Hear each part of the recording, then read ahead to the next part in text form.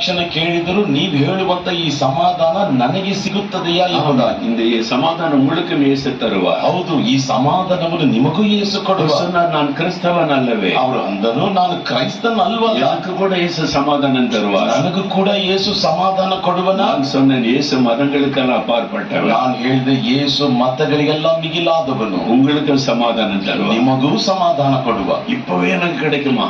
ಈಗಲೇ ನನಗೆ ಸಿಗುತ್ತದೆಯಾ? அவருடைய உள்ள சமாதானத்திற்காக ஏங்கிக் கொண்டிருப்பதை காண முடியும். ಅವರ ಹೃದಯವು ಸಮಾಧಾನಕ್ಕೋಸ್ಕರ ಅಪೇಕ್ಷಿಸಿರುವುದನ್ನು ನೋಡಲಾಯಿತು. பாருங்கள், பெயரும் புகழும் சமாதானத்தை கொடுக்கவில்லை. ನೋಡಿರಿ, ಹೆಸರು ಹೊಗಳಿಕೆ ಸಮಾಧಾನವನ್ನು ಕೊಡಲಾಗಲಿಲ್ಲ. பணமும் வசதியை சமாதானத்தை கொடுக்க முடியவில்லை. ಹಣವು ವಸತಿಯು ಸಮಾಧಾನವನ್ನು ಕೊಡಲಾಗಲಿಲ್ಲ. வெளியிலிருந்து பார்த்து அவங்களுக்கு என்ன என்று சொல்லுவார்கள்? ಹೊರಗಡೆಯಿಂದ ನೋಡಿದ್ರೆ ಅವ್ರಿಗೇನಪ್ಪಾ ಎಂಬುದಾಗಿ ಹೇಳ್ತಾರೆ. உள்ளம் சமாதானத்திற்காக ஏங்கிக் கொண்டிருந்தது. ಅವರ ಹೃದಯವು ಸಮಾಧಾನಕ್ಕೋಸ್ಕರ ಅಪೇಕ್ಷಿಸುತ್ತಿತ್ತು. இப்பொழுதே நீங்கள் பெற்றுக்கொள்ள முடியும். ಈಗಲೇ ನೀವು ಹೊಂದಿಕೊಳ್ಳಬಹುದು. நான் என்ன செய்ய வேண்டும் என்று கேட்டார். ನಾನು ಏನ್ ಮಾಡಬೇಕೆಂಬುದಾಗಿ ಕೇಳಿದರು. சமாதான பிரபு இயேசுவை உள்ளத்தில் ஏற்றுக்கொள்ளணும். அவ்வளவு ಸಮಾಧಾನದ ಪ್ರಭು ಯೇಸುವನ್ನು ಹೃದಯದಲ್ಲಿ ಸ್ವೀಕರಿಸಿಕೊಳ್ಳಬೇಕು ಅಷ್ಟೇ. அவருடைய உள்ளத்தில் வந்துட்டா சமாதானம் வந்துவிடும். ಆತನು ಹೃದಯದಲ್ಲಿ ಬಂದರೆ ಸಮಾಧಾನ ಬರುತ್ತದೆ. அதுக்கு நான் என்ன செய்ய வேண்டும்? ಅದಕ್ಕೆ ನಾನು ಏನ್ ಮಾಡಬೇಕು? நீங்கள் ஒரு ஜெபம் பண்ணி அவரை ஏற்றுக்கொள்ள வேண்டும். ನೀವು ಒಂದು ಪ್ರಾರ್ಥನೆಯನ್ನು ಮಾಡಿ ಆತನನ್ನು ಅಂಗೀಕರಿಸಿಕೊಳ್ಬೇಕು. எனக்கு ஜெபம் பண்ண தெரியாது என்றார். ನನಗೆ ಪ್ರಾರ್ಥಿಸಲು ಗೊತ್ತಿಲ್ಲ ಅಂದರು. நான் உங்களுக்கு சொல்லி தருகிறேன். ನಾನು ನಿಮಗೆ ಕಲಿಸಿಕೊಡುತ್ತೇನೆ. இயேசுவை விசுவாசிக்கிறீர்களா?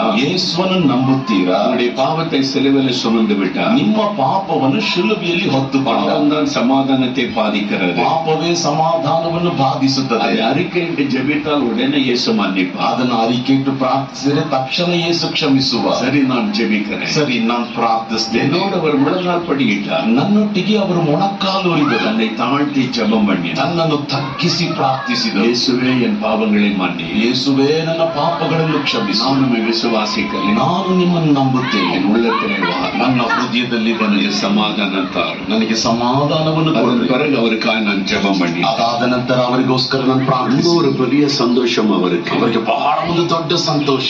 அவர் போய்விட்டார். ಅವರು ಹೊರಟೋದರು. சில வாரம் கழித்து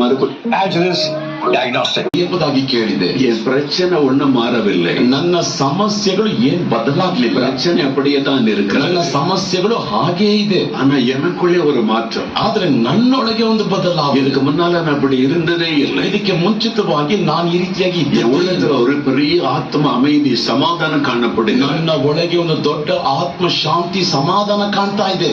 இப்ப நான் இப்பவும் சந்தோஷமா இருக்கிறேன். ಈಗ ನಾನು ಯಾವಾಗಲೂ ಸಂತೋಷವಾಗಿದೆ. அந்த பிரச்சனை என்னை பாதிக்கவில்லை. ಈಗ ಆ ಸಮಸ್ಯೆ ನನ್ನನ್ನು ಬಾಧಿಸ್ತಿಲ್ಲ. உள்ள சமாதானத்தை நான் நிறைந்திருக்கிறேன். ನನ್ನ ಹೃದಯವು ಸಮಾಧಾನ